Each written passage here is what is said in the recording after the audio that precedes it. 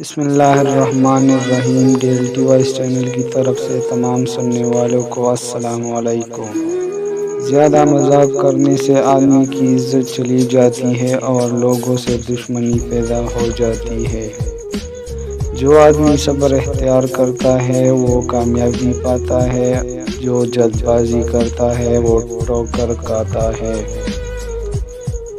جو آدمی لوگوں کی حالات دیکھ کر عبرت پذیر نہیں ہوتا، اللہ تعالیٰ اس کے حالات سے اور لوگوں کو عبرت دلاتا ہے۔ اپنی عیبوں پر نظر رکھ اور اپنی بھائی کی عیب چھپا تاکہ تو بے پردہ نہ ہو جائے۔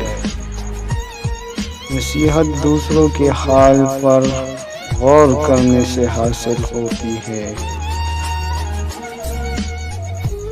جو آدمی غفلت میں رہتا ہے وہ جہالت میں پڑا رہتا ہے، اور جو جہالت میں پڑا رہتا ہے وہ بیکار رہتا ہے۔